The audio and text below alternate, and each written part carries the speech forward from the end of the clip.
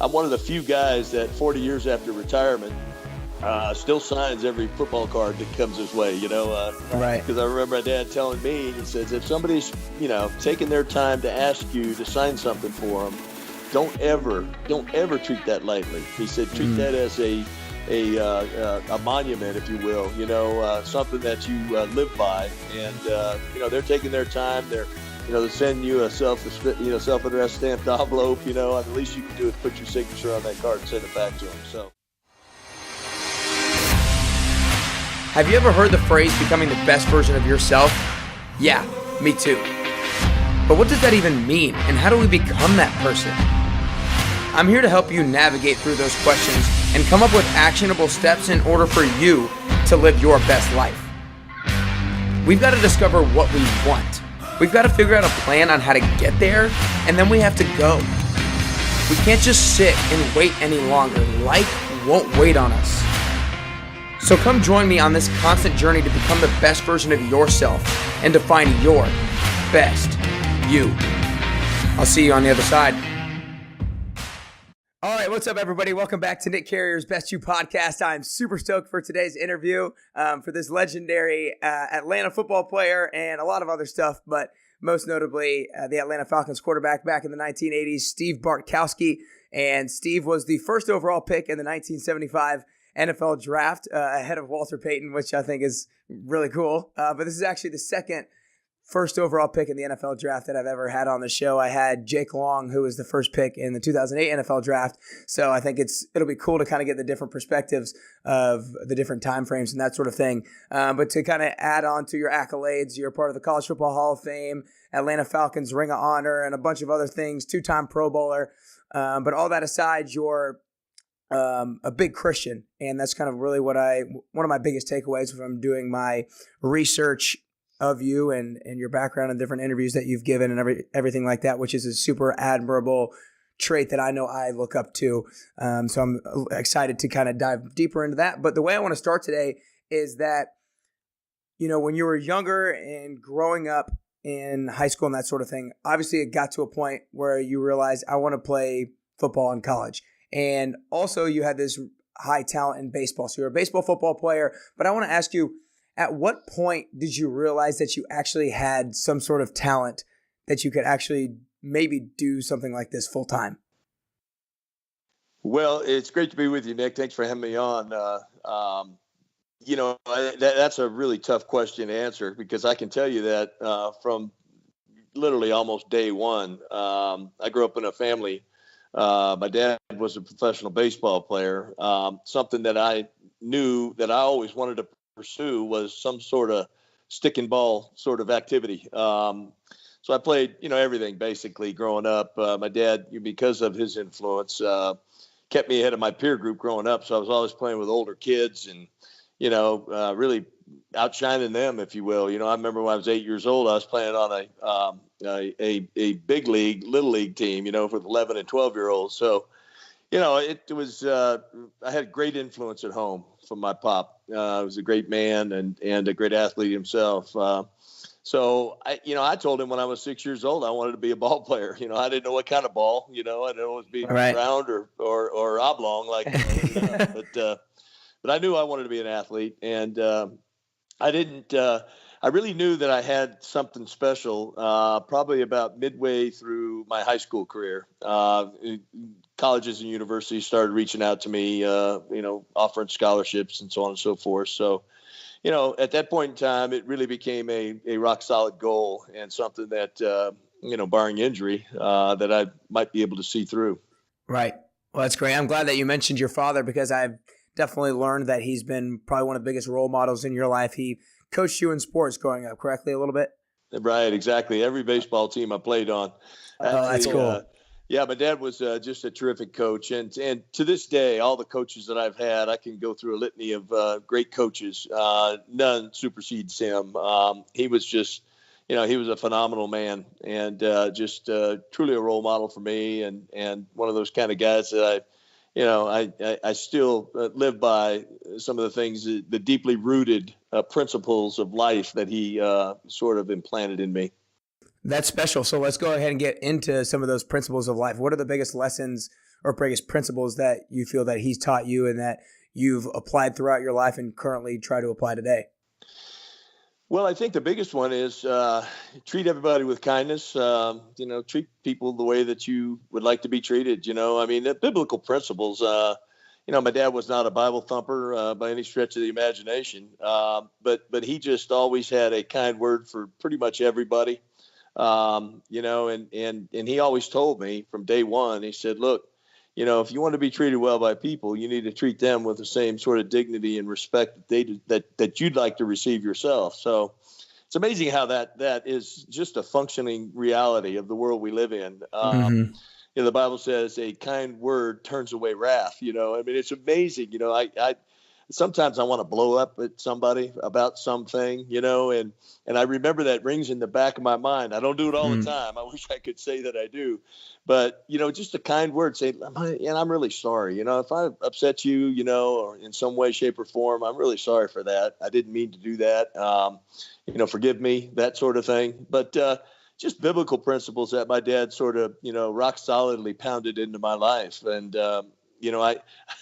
I'm one of the few guys that 40 years after retirement still signs every football card that comes his way, Right. Because I remember my dad telling me, he says, if somebody's, taking their time to ask you to sign something for them, don't ever treat that lightly. He said, treat that as a monument, if you will, something that you live by. And, they're taking their time. They're sending you a self-addressed stamped envelope. The least you could do is put your signature on that card and send it back to them. So, things like that, just, basic principles and really at the root of all that is, just be kind to people. Something that's really missing in today's world, seems to me. Right.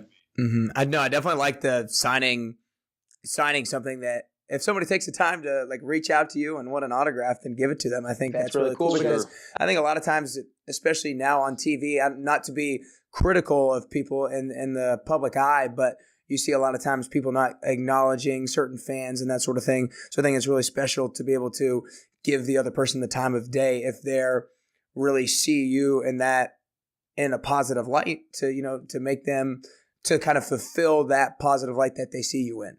So I think that's really exactly. And to do nothing to deter that, I mean, exactly. And I feel thankfully we wore football helmets, not a lot of people recognize me outside the game of football, basically. But, you get guys like Michael Jordan and John Elway and some of those, the higher profile guys, I mean, and I got to cut them some slack, I mean, if they stood and signed every autograph, right. The thing that I can vividly remember is just how important that was to my kids. I got two boys, they're 2.5 years apart. One of them is going to be 38 here pretty soon, and I've got a 35-year-old. So, they've been in that celebrity sort of realm, I guess, if you will, growing up, and they were little guys, and from celebrity golf to, all the other celebrity activities where sports athletes were around, they were really impressed by all that. And, they wanted autographs from some of these guys. And, just the differentiation between the guy that signed stuff for them and the guy that walked by him and didn't, and then to this day, they kind of still hold that. Right. And say, well, he's not a nice guy because he didn't sign, but, you got to kind of, and I've tried to explain it to him and say, look, you guys like these other guys, these super mega stars, they just can't do it for everybody. So. Right. They'd be spending their whole day doing it if that was the case. So I touched on it briefly, but when you were going through high school and just kind of growing up, baseball was really your number one initial dream, correct? Yeah, it sure was. Yeah. So kind of talk about making the decision of not necessarily going for your main passion, your initial dream or something like that, because I feel like a lot of people are not necessarily in sports, but a lot of people might go after an initial passion or an initial dream. And for whatever reason, maybe they don't have the talent, they don't have the knowledge, the expertise, but for whatever reason, they have to go a different route. So I just kind of want you to touch on what that decision was like to pursue a dream that necessarily wasn't your initial one. Yeah, I'm a little embarrassed to say this, Nick, but the decision was kind of made for me. I made All-American as a sophomore playing baseball in college at the University of California. And then it looked like at that point in time, I went on and had a great summer. I was drafted out of high school, and my dad wouldn't let me sign. He said, "You're going to college." My dad was the youngest of 11 kids, and he dropped out of high school as a sophomore and signed a contract with the Chicago Cubs. And he just didn't want me to go that route. He wanted me to go to school and to further my education and so on and so forth, things that he could not do or did not do. And I think, that was probably the main aspect of why I went to college, and I mean, begged him to let me sign with the Kansas City Royals when they drafted me out of high school. But as a result, when you don't sign, you go to school, you're not eligible for the draft again until you turn 21. Mm-hmm. And after my sophomore year in baseball, I was not 21. I was only 20. Couldn't be drafted. And we went on and the next year, played football kind of sparingly. It sort of kind of kept me, in shape for baseball. And then made All-American my senior year in football. And, it just at that point in time in 1975, football was by far the highest paying of the two sports between football and baseball. That changed rapidly right after that when the whole free agency thing in baseball took off. I remember being in the same hospital as Andy Messersmith, who was a pitcher for the Dodgers and came to the Atlanta Braves. And he was having some work done, and I was having some work done at the end of my rookie year. And Andy told me that he thought I made a grave mistake in playing football. He said, baseball is going to explode. And boy, truer words could have never been spoken.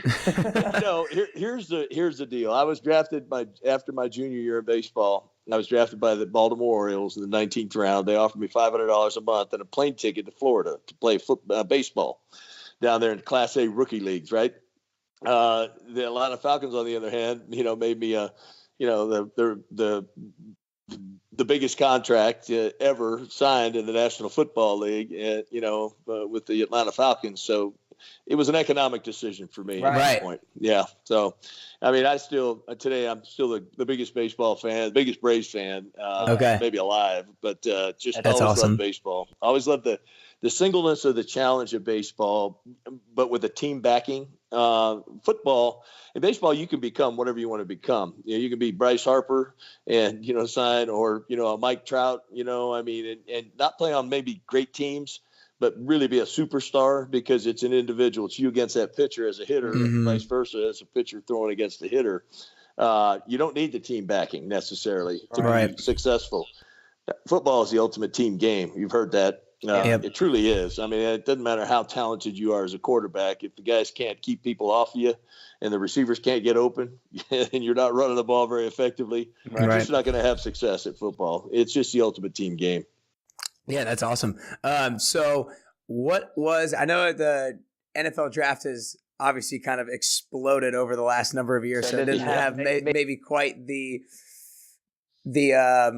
I'm lacking the words for there you go. They've made a whole new season. Football has out of the draft. I mean, it's it's funny. I say it's funny. It's ironic that in 1975 I was the only guy in New York for the draft. The first pick of the draft. Pete Rozelle presented me as the first pick in the draft, and it wasn't a big deal. Other than the fact that I had to run down a tie somewhere and find a sport coat to wear, it was very, very low key. Now it's a 2-month process, all the combines and all the different pre-draft stuff. Everybody's got their mock draft, it's become quite it's almost a year-round deal now. It's cool. It's just an event. I mean, where they're actually having the NFL draft in Nashville this year, right where I am. And I remember in the middle, basically this time last year, they were trying to figure out where it was going to be. And it's just a huge thing, like economic for the city and just bringing attraction to the city in general. So it's crazy what it's gotten to. But to kind of go away from that a little bit, we talked actually right before we got on about how a lot of people say, if I knew this 30 years ago, that sort of thing. I would have done this differently. So I'm going to give you a chance to do that a little bit. What's a piece of advice that you would give 1975 Steve Bartkowski? Or maybe something that you wish you would have known then. As far well, there's 1,000 things.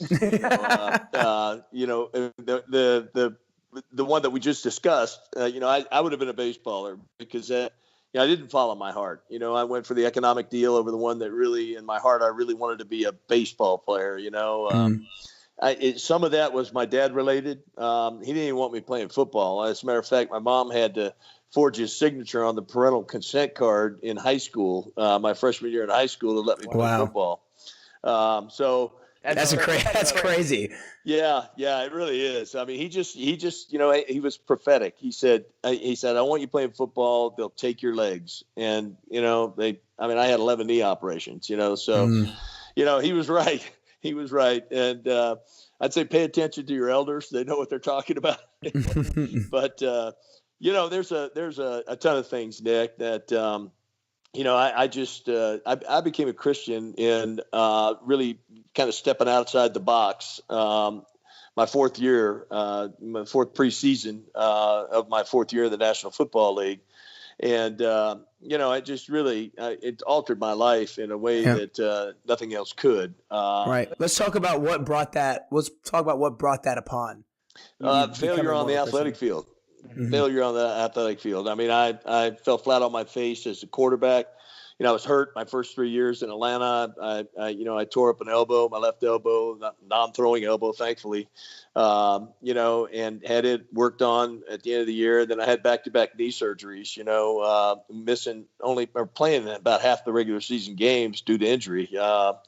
So, it was it was a devastating time for me. Something I'd never known before was athletic failure. And, put in that circumstance where my job was on the line, the fifth preseason game that year, back when we played 6 preseason games and had 14 regular season games. So that's how long ago that was. But the fifth preseason game was billed as Bart's last chance. I had to play well or lose my job. And I'd never been in a situation like that. And, I did everything I could possibly do from a physical and mental standpoint to succeed that night against the Eagles. And went out and played with the coach, Lehman Bennett, called the worst game he'd ever seen a quarterback play. I mean, it just, I just failed in every sense of the definition that night. And, on the way home from the stadium that night, kind of trying to figure out, what had happened, where I made the wrong turn, the whole athletic conundrum that I was faced with at that point in time, and God supernaturally brought back an incident that had happened 3 years earlier. I was in Chicago preparing to play in the college all-star game. That used to be the game that kicked off the NFL season, where a group of consensus All-Americans, of which I was one, gets together, practices for a week, and then goes and plays the previous year's world champions. So we were preparing to play a game against the Pittsburgh Steelers. And a guy came up to me in the lobby of the hotel, one afternoon after practice and asked me if he could spend a few minutes with me, and, proceeded to tell me so much about life in just a short period of time, telling me that God loved me, had a great plan for my life. I couldn't experience that plan in the condition I come into this earth on, under the penalty of sin, and as much as God loves me and has this great plan for me, I can't experience it. And then he went on to tell me about this one called Jesus, who walked this earth, came to this earth specifically to pay the penalty for my sin, a debt that I couldn't pay. And he asked me if I had ever heard about him. I said, I've heard about Jesus since I was just a little guy, what's that mean to me? He said, Steve, you need to put your life in his hands. You need to trust him for that salvation that God, the Bible claims, makes, implicitly clear that there is no salvation. There is no other name under which men can be saved other than Jesus, So anyway, he told me that I had to become a Christian. I had to surrender my life and give myself to him. And of course, at that point in time, I was thinking this fella might be the most ignorant man in America. I had a pretty abundant life at that point, right? And I was thinking, I said, go out there to that guy that I see every day on the way to practice that's sleeping in that, by that dumpster and finding his meals in that dumpster. That guy needs to know that God loves him and has a great plan for his life, So anyway, clearly the situation had changed in 3 short years, Nick. Driving home from the stadium when God brought that whole incident back to my recollection, I was able to hear with my heart what I'd heard with my ears 3 years earlier, and really embrace the whole idea that I was a sinner separated from God, and that I needed to accept the forgiveness that Jesus provided via the cross, paying the penalty of the debt that I owed, that he took upon himself, and ask him to come into my life and change my life and give me direction that I needed and sought. So, I went to bed that night, and I was hoping that the headlines might change overnight, but they didn't. I still lost my job. But I went back to work with a sort of a renewed optimism. I felt like the weight of the world was, off my shoulders. And a couple of weeks later, I had my job back, and, went on and took the Falcons to the playoffs for the first time in, franchise history. And the rest is kind of history. I played 9 more years as what I like to refer to as a business under new management. And I truly was. I didn't play to see how many touchdowns I could throw or how much money I could make. I played to have a chance to tell my story to other people that are out there, maybe looking for answers, and, I found the one true answer that really set my life on course. And, it hasn't failed me for the last 40 years. It's been a wonderful walk and journey. And I've learned a ton of things along the way. So many of those things that I wish I'd have known when I was your age. But certainly, God is faithful, and I've had a chance to tell my story for a long, long time. And I hope there's a few more years left in me to be able to say the same thing, that I'm just one beggar that, that found, a place to find bread, right. something that would give me what I needed in my life. Right. And I think that a lot of those things come at the right time when they're supposed to. Like while we talked about, oh, I wish I would have known this 30 years ago, or I wish I would have done this 30 years ago. A lot of those things that we wish we would have known, like they happen at the right time for a reason. And so, for example, like what I was just thinking about right near the end of your story was, wow, maybe you would have wished you played baseball. Maybe you would have been successful in baseball, and you would have never been able to have this kind of moment to be able to have the type of failure that you had per se, and have this kind of like the actual come to Jesus moment and be able to give your life to Christ. Like maybe that never would have happened if you actually played baseball. So I think it could have been a huge blessing in disguise, and things happen for a reason, right? Exactly. Yeah, no doubt about it. One of the old adages in life that, you can lead a horse to water, but you can't make him drink. Right. But you could ride that horse until, he's so thirsty. Right. And that's kind of where I was athletically. I'd heard all about Jesus and heard all about, but I felt like I had achieved, what I wanted out of life. And, I really kind of found that the emptiness of being a pro athlete, making a lot of money, in those days, it was a lot less money than what it is these days. But, right. It was, I was living the life of Riley, so to speak, and, it just, God allowed circumstances to make me so thirsty that, I was finally ready to drink. Okay. So in 1978, when you were benched and you had this moment, I want to know, what was the biggest difference, maybe in football wise, preparation wise, practice wise, from post that moment, that come to Jesus moment, and pre come to Jesus moment? Like, what was the biggest separation from those two individuals, if you will? Well, I think I finally understood what it, and the more I delved into the Bible and started to read about this one Jesus, I came to realize that I was really not a leader at all. I was sort of a, the position of quarterback sort of gives you that the opportunity to take that mantle upon yourself. But I really it was about me, I wasn't. And I came to realize that Jesus, this God man who came to earth, how he put together his group, he was the greatest of all servants, he came with this, expressly to give his life, for humanity, so that they might have a way to God, I learned a lot from that. I learned that football, I always knew it was the ultimate team game, but, I felt like I could overcome whatever deficiencies there might be, in that.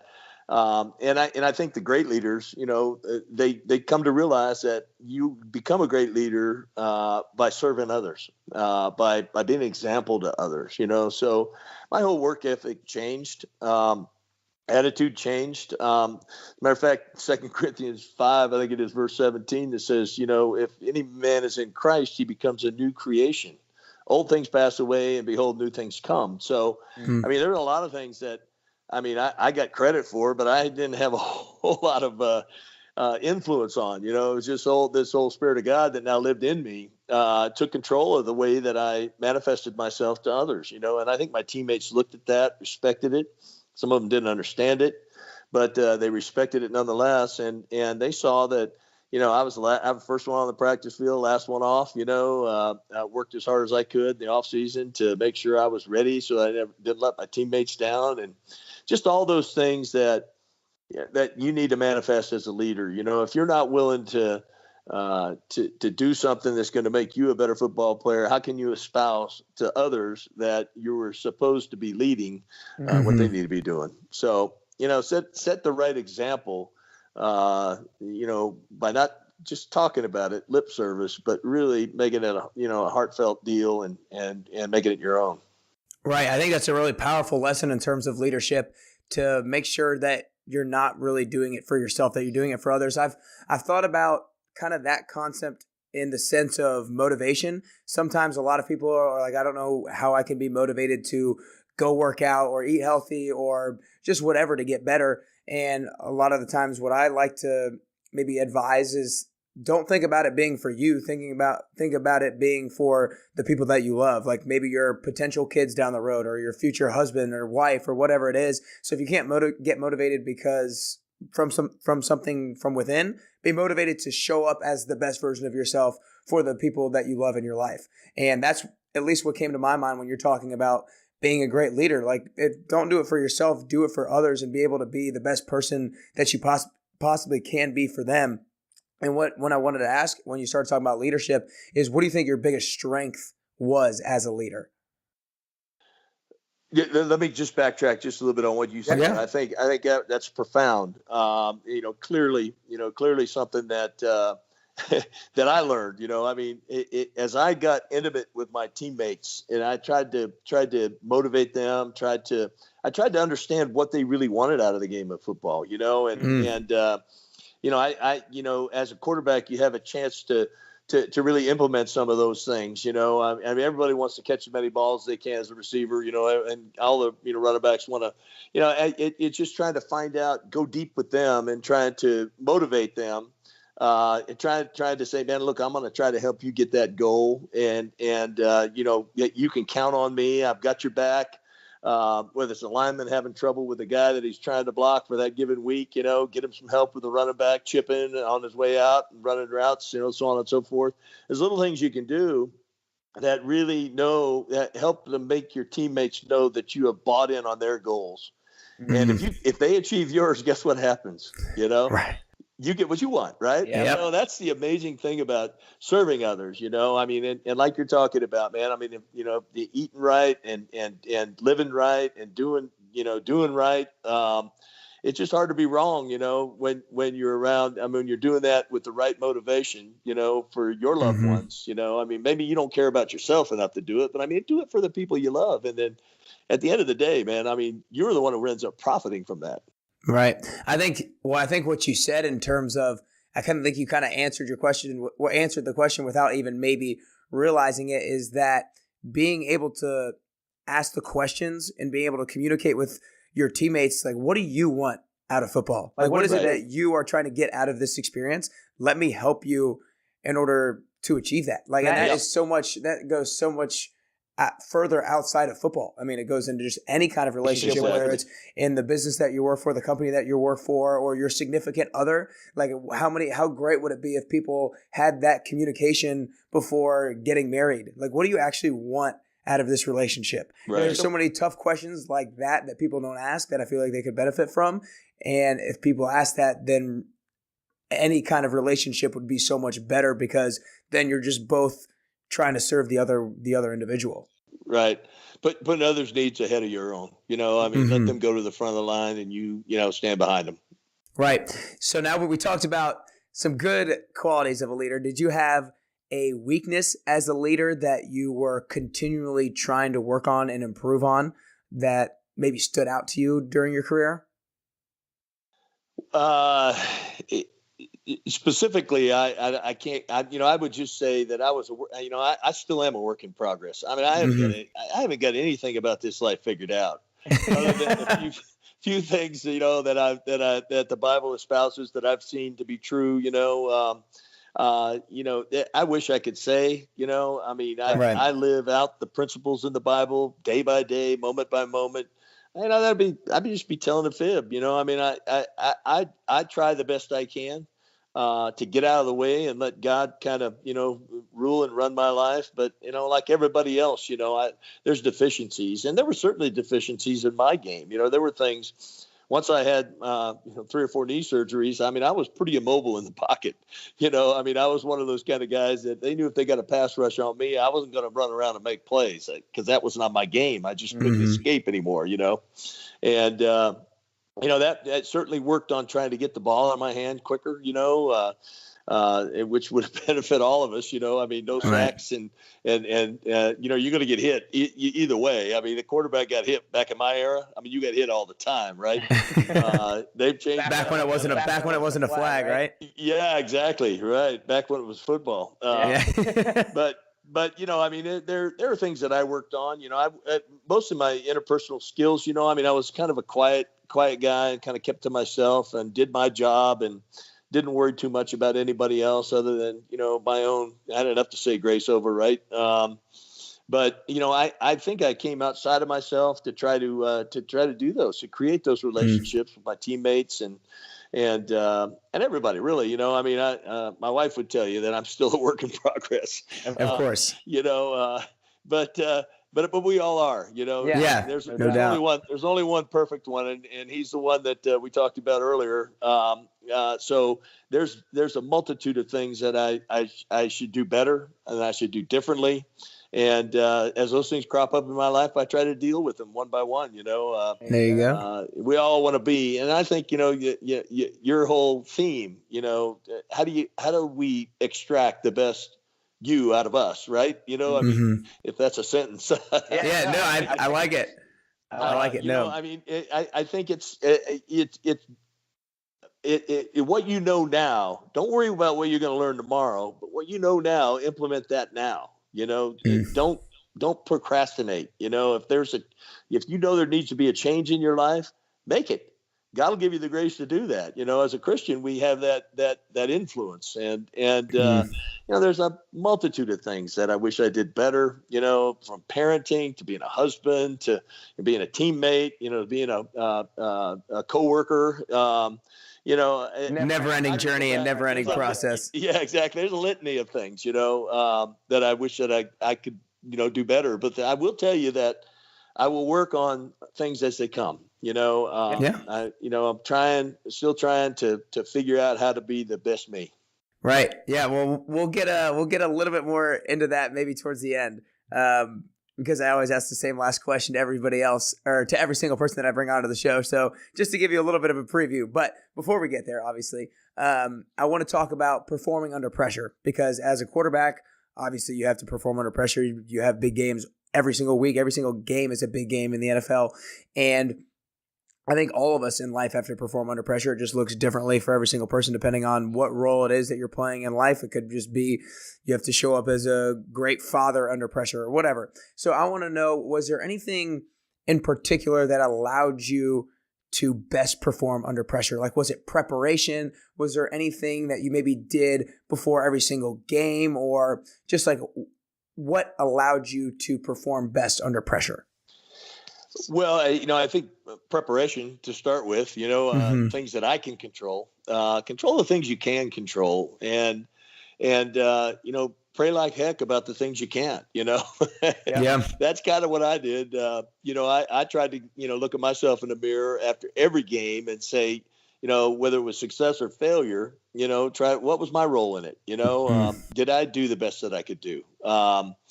and life is like that, Nick. I mean, there's life is just a big football game, and there's a bunch of people that all of us rely on a daily basis. If you're in the workforce, guess what, buddy? I mean, unless you're the guy calling the signals, if you're the CEO, you might have a little bit different, but you're still dependent upon all those all those underlings to do their job. I think of the whole Patriot mantra, why they've been so successful. They've got a CEO, Belichick, that's what he preaches. Do your job. Don't worry about anybody else. Do your job, So that is one huge aspect of that. Do the best you can to prepare yourself and do your job to the best of your ability. And at the end of the day, I mean, control the things you can control. Yeah, to me, I'm hearing like kind of be focused, like kind of keep your focus relatively narrow. Like don't be trying to do other people's jobs. Don't be worried about too much that you can't control. Like focus on what you can control and focus on yourself in order to perform. Exactly. And every play is a mini crisis, right? Mm-hmm. I mean, there's pressure coming on every play. Right. Pressure number one to make the right call in the huddle. And then when you break the huddle, you come to the line of scrimmage. You got to make the call, whether you're going to audible out of what you called in the huddle or. So there's a mini crisis, all the time. So, there's pressure constantly, and I think the successful guys are the ones that do what I just, mentioned. They live with whatever the outcome is because they know that they've done the best that they could do at that moment in time. Mm-hmm. And guess what? You got another play coming up. So if you mess that one up, you got a chance to redeem yourself. And that's the beauty of they got another game next week. You've got another issue at your job, that's going to come your way. And if you mucked up one, turn it around, and try to figure out, do that self-analysis. And did you do the best you could on that project or was there something you could have done better, and modify those things and don't worry about the outcome, as long as you did your best. Yeah, I got to say, but that was one of the things that I liked more about. I played baseball and football too in high school, and that was one of the things that I think I liked more about football. I like both of them probably equally, but the aspect of football, like the next play was coming right away. And in baseball, like if you strike out, it's like, oh my gosh, I have to wait like 3 innings now until I'm up again. It's just like that impatience definitely seeped in. I don't know. That's what I thought about when you talked about it. Yeah. No, redemption's right around the corner in football for sure. Yeah, exactly. Baseball, you do have to wait for your next at bat. Yeah, but then at the same time, like baseball games happen much more frequently than do football games. So if it's the game that you're regretting, then it takes a whole week to play again. But yeah, exactly. Outside of that, let's go into, I'm interested if you had any specific pregame rituals, routines, or anything like that you always had to do to make sure you were particularly ready for that game that you did before literally every single one. Not really, every game was different. There was, the manifested in the game plan, obviously, the coaches are responsible for that, but, it's in our execution, whether or not, the whole plan is successful or not. So, again, just kind of trying to know as much about that other team as you possibly could know, weaknesses, strengths, how to maybe exploit those weaknesses and to, modify plays that are running against their strength, trying to do that whole clearinghouse, it's as much mental really game day for a quarterback as it is physical. It's just a play after play after play, trying to drill into your head, what you could expect. And then as you break the huddle and you got somewhere in the vicinity of 2.3 to 2.7 seconds, to decide where the guy who's got the best chance to win, is out there. Yeah. And so, it's a game within a game, for a quarterback. But I didn't have anything ritualistic, no superstitions. Yeah. There were things that I tried to do. Some people have those different things, those small things. I was just curious because some people like make those things so much bigger than they actually are. Yeah, no, I agree. Well, we have a tendency to sort of major on the minors, I mean, especially within our own little world, I just never had any of that, I mean, I just, Mm-hmm. I stepped up and, if I had success, I gave credit where I thought the credit, deserved to go. That's another thing I think great leaders do. They are humble and they step to the side. They let the other guy get the trophy. In reality, that's all I really try to do is try to defer the praise, in some other direction, knowing that, humility is a real key to being successful. Was there any one particular leader, whether it was someone on your team, somebody else in the league, a coach that you look up to in particular? Yeah, there were guys I admired, Right. from a work ethic standpoint, teammates that I had. I mean, you never had to worry about a guy, running back that I played with, a guy named William Andrews and Lynn Kane, two running backs.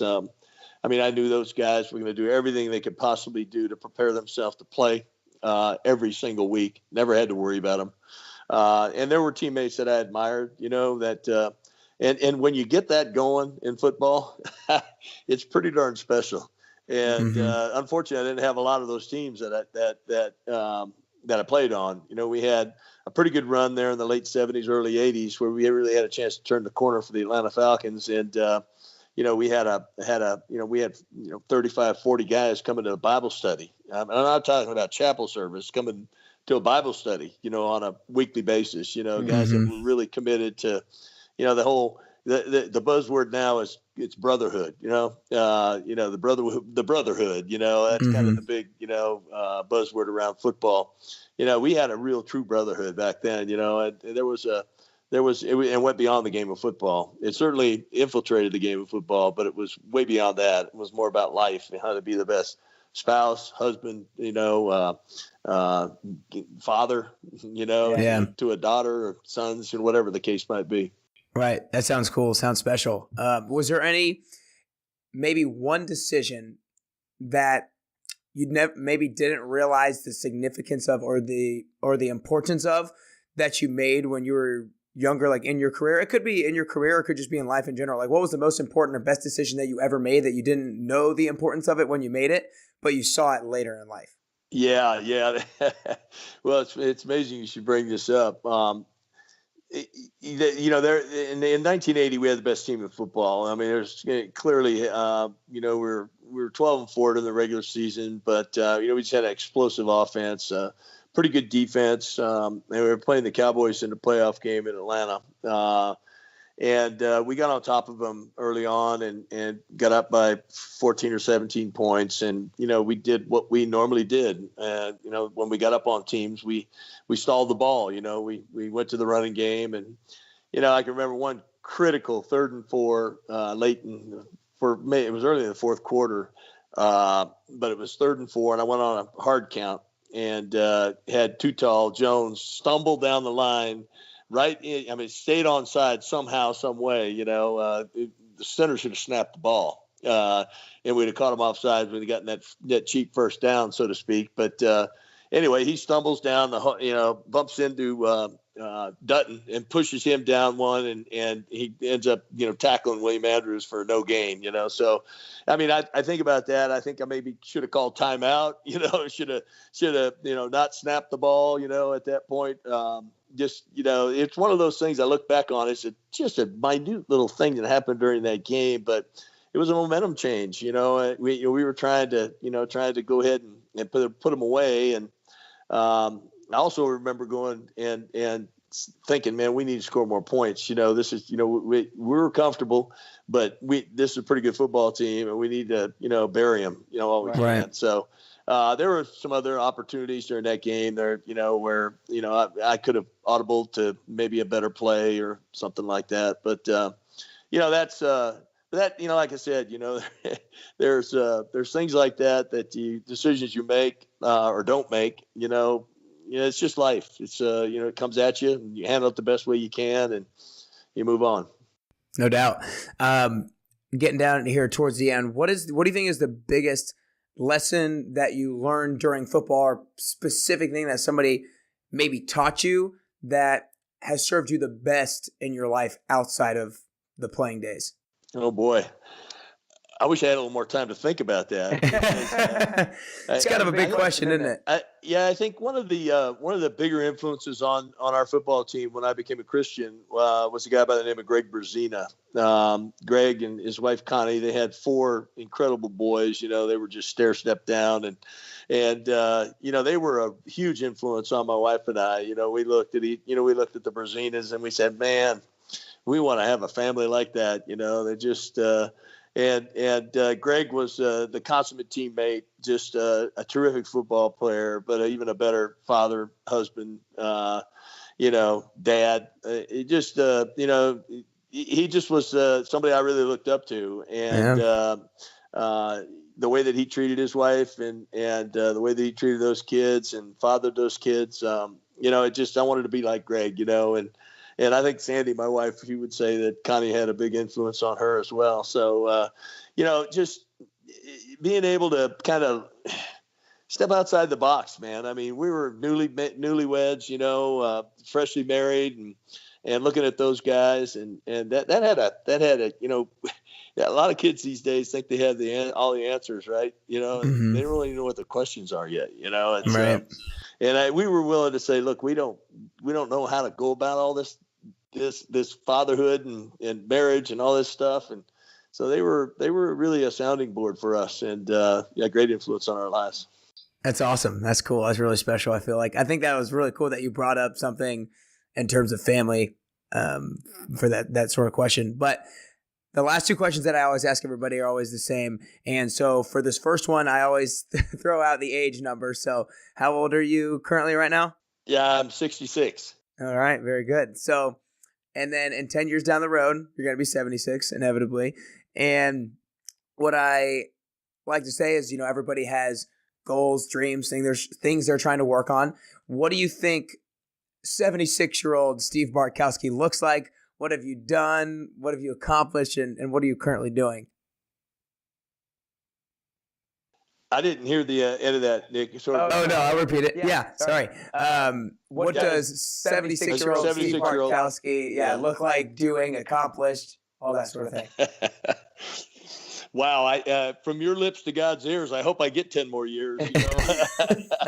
I've been through some health scares. I'm 52. I was diagnosed with colorectal cancer, and we sort of got over that hurdle. So I feel like I'm sort of in the bonus time right now.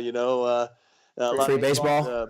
I had a lot of things that I felt like I wanted to accomplish, still, and, at 52, but here I am 66, 14 years later, and talking about being 76 sounds way out there to me. But, I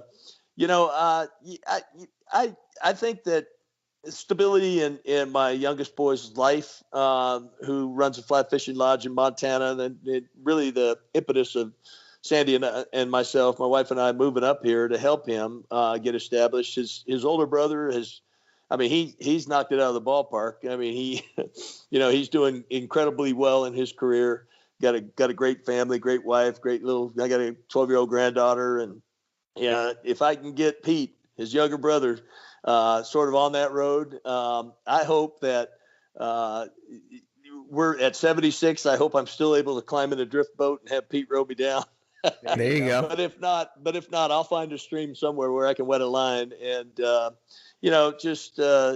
still, having an opportunity to enjoy the things that I love, the outdoors, fishing, hunting. I used to say golf was in that realm, but I no longer am as good as I once was, and as much fun as it used to be. But those kinds of things. But just being an influence on my boys' lives, and doing the best I can to take the message that set me free. And I hope for 10 more years I have a chance to sit down with guys like you and have an opportunity to tell my story about this one called Jesus, because I'm a Jesus guy. I mean, I'm gonna lay it out there on the line, and I know sometimes that offends people, but the truth is that's where I found true life. Well, I think that's very admirable that you bringing up being able to support your family in the best way possible. And that was Ruby Drake Lodge out in Montana. And we talked about it beforehand. I have a brother that lives out in Denver, so got to make sure he can maybe try to make it out there one of these days. But some great fly fishing out there, some of the best rivers of fishing out there in Montana. So if you're a big fly fisher, go check it out, Ruby Drake Lodge. But before I ask the last question, I want to acknowledge you, Steve, because I think that one of the most admirable things that I've gotten out of today is that your ability to ask others what their goals are and what they want out of different experiences, and for you to be able to do whatever you can in order to make those things possible, because you realize that what fills you up is being able to fill other people up and see their goals come true, and therefore your goals come true and your purpose comes true through that. So I want to acknowledge you for being able to have that humility and step yourself away from your own spotlight and give others the spotlight. And you being able to, spread the message of your story and finding Jesus and all that great stuff, because I think that can resonate with a ton of people. So I want to thank you for being open about all that kind of thing. Well, thank you, Nick. It's been great to be on with you, my friend, and wish you much success and finding the best you. There you go. Well, awesome. Well, speaking of that, the last question I gave you a little teaser beforehand is the same question that I always ask everybody. And we've talked about how it's a constant journey to become the best version of ourselves, that never-ending street that we're on. I don't know if hopefully maybe the last day when we take our last breath, we can have the confidence that we are who God made us to be. Yeah. But like I said, it's a constant journey. We're always working on it, and it's different for every single person how we're going to arrive at that particular person. So what I want to ask for you personally is if you could currently do or currently work on 3 things to become closer to the best version of yourself. What are those 3 things that you could currently do or 3 things that you could currently work on? Well, that is a man, if I had to limit it to 3 things, I would say the number one thing is deal with the number one thing. Keep the main thing. Whatever that is, and start knocking that one thing off. One thing at a time. As humans, I don't think we have. I think we give ourselves more credit than we really deserve at being able to multitask or have a bunch of balls in the air.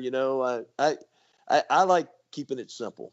And if something comes to my mind of something that I need to do to try to be the best me, I'm going to deal with that, and sometimes that's an ongoing battle. It's maybe you never do get to the point, but I think you can start chipping away at it and trying to figure out, like, if it's, I know one thing I need to lose some weight. At 66, I need to lose some weight. And I need to get more disciplined with what I eat, and I think just, coming to realize again that, I've got, 2 boys that, they don't depend on me like they used to, but I sure want to be around to see them get the final rose, so to speak, to grab the trophy, and my granddaughter, I'd love to see her go on to college and all those other things.